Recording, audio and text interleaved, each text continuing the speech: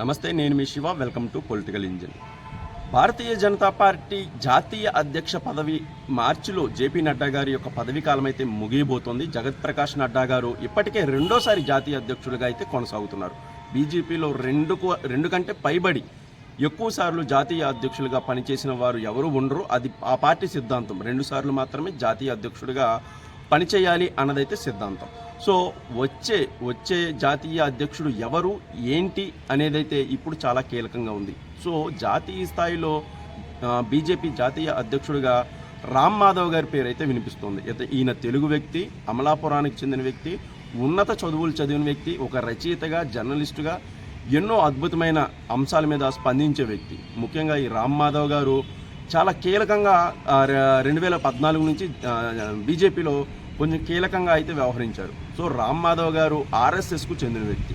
1981 నుంచి ఆర్ఎస్ఎస్లో చాలా కీలకంగా పనిచేశారు. చాలా కీలకమైన పదవులు కూడా ఆర్ఎస్ఎస్లో, రాష్ట్రీయ స్వయం సేవక్ సంఘ్లో ఆయన పనిచేసిన సందర్భాలు అయితే ఉన్నాయి. సో ఈయన తెలుగు మూలాలు ఉన్న వ్యక్తి. అలాగే హైదరాబాద్లో ఎక్కువ కాలం ప్రజ్ఞాభారతి అనే ఒక స్వచ్ఛంద సంస్థను కూడా ఆయన నడుపుతున్నారు.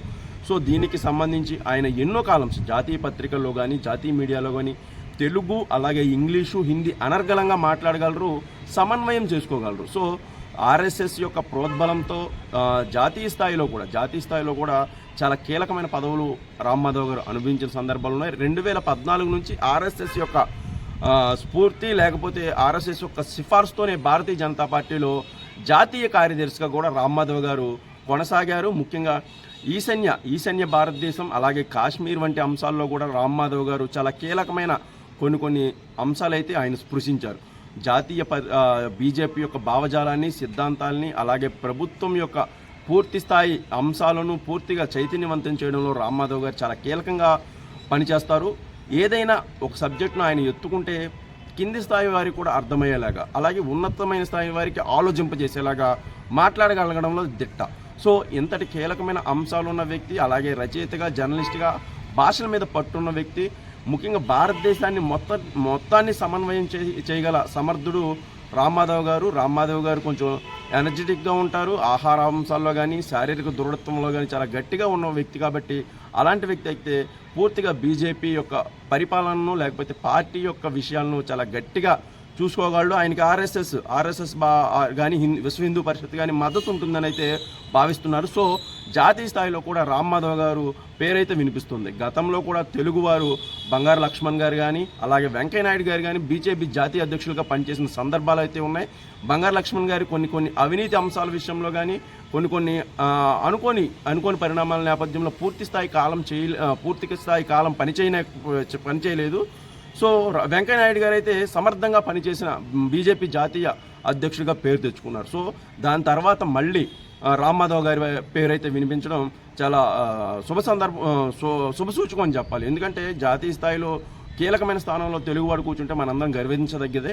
సో అయితే దీంట్లో కూడా ఒక రాజకీయ వ్యూహం బీజేపీ అవలంబిస్తోంది అని అయితే చెప్పాలి. ఎందుకంటే ఉత్తరాది నుంచి దక్షిణాది డైరెక్షన్కు ముందుకు వస్తున్న తరుణంలో ఖచ్చితంగా తెలుగు రాష్ట్రాల మీద, అలాగే తమిళనాడు మీద పూర్తిగా ఫోకస్డ్గా ఉన్న భారతీయ జనతా పార్టీ దక్షిణాదికి చెందిన కీలక నేతకు జాతీయ అధ్యక్ష పదవి ఇవ్వడం అనేది ఒక పెద్ద స్టెప్పే అని చెప్పాలి. ఈ టైంలో పెద్ద స్టెప్పే అని చెప్పాలి. ఎందుకంటే తెలంగాణలో బలోపేతం అవుతున్న దశలో, అలాగే ఆంధ్రాలో కూటమిలో ఉంటున్న దశలో, సో అలాగే తమిళనాడులో కూడా బలోపేతం అవ్వాలి, ఇంకా బలంగా తయారవ్వాలి. ఇప్పుడున్న ప్రత్యామ్నాయానికి ఏఐడిఎంకేకు ప్రత్యామ్నాయంగా, డిఎంకేకు ప్రత్యామ్నాయంగా ఏఎండిఎంకే ఉంది. సో దానికి ప్రత్యామ్నాయంగా బీజేపీ బలంగా ఎదగాలి. దీన్ని వచ్చే ఎన్నికల్లో 2026లో తమిళనాడులో జరిగే ఎన్నికల్లో ఇది పూర్తి స్థాయిలో కనిపించేలాగైతే ట్రై చేస్తున్న సమయంలో దక్షిణాది నుంచి ఒక బలమైన నేతను ఎంచుకోవాలని అయితే బీజేపీ భావిస్తోంది. ఈయన రామ్ మాధవ్ గారు ఒకవేళ కనుక బీజేపీ జాతీయ అధ్యక్షుడైతే ఆయనకు వచ్చే ఎన్నికలకు చాలా అంశాలు అయితే సవాళ్లుగా కనిపిస్తున్నాయి. ముఖ్యంగా ఉత్తర భారతదేశంలో ప్రాభవం తగ్గుతున్న బీజేపీకి మళ్ళీ వెలుగునివ్వాలి. ఎందుకంటే ఉత్తరప్రదేశ్ లాంటి పెద్ద రాష్ట్రంలో బీజేపీ చాలా కీలకంగా ఉండాలి. అక్కడ ఎక్కువ సీట్లు సాధిస్తూనే ఇతర ప్రాంతాల్లో కూడా అంతే బలమైన ఇంపాక్ట్ అయితే చూపగలదు. రాను రాను బీజేపీ ఉత్తరప్రదేశ్లో ప్రాభవం తగ్గుతోంది. మరోపక్క ఢిల్లీలో కూడా ఆమ్ ఆద్మీ పార్టీ చాలా బలంగా ఉన్న దశలో వచ్చే సంవత్సరం ఎన్నికలు ఉన్న దశలో ఢిల్లీలో కూడా కీలకంగా పట్టు సాధించాల్సిన అంశం అయితే ఉంది. సో అటు ఉత్తరాదిని ఇటు దక్షిణాదిని కూడా ఈశాన్య ప్రాంతాలు వేరే కానీ అంత ప్రభావం చూపించవు, కానీ దక్షిణాది ఉత్తరాదిని సమన్వయం చూసుకునే సమర్థవంతమైన నాయకుడు రామ్ మాధవ్ గారు కావడంతో రామ్ మాధవ్ గారికి ఖచ్చితంగా బీజేపీ జాతీయ అధ్యక్ష పదవికి అన్ని అర్హతలు ఉన్నాయనైతే నేను ఒక జర్నలిస్ట్గా భావిస్తాను. సో ఈ విషయంలో రామ్ మాధవ్ గారి విషయంలో కానీ బీజేపీ జాతీయ అధ్యక్ష పదవి విషయంలో కానీ మీ అభిప్రాయాలు సూచనలు ఏమైనా ఉంటే ఖచ్చితంగా కామెంట్ చేయండి. దీని మీద డిస్కస్ చేద్దాం, ఒక చర్చ అయితే ఒక డిబేట్ అయితే చేద్దాం మన ఛానల్లో. సో నా ఈ వీడియో కనుక నచ్చితే ఒక్క లైక్ కొట్టి నాకు కొంచెం సహకరించండి. మన ఛానల్ ప్రోత్సాహానికి అది చాలా ఉపయోగపడుతుంది. Thank you.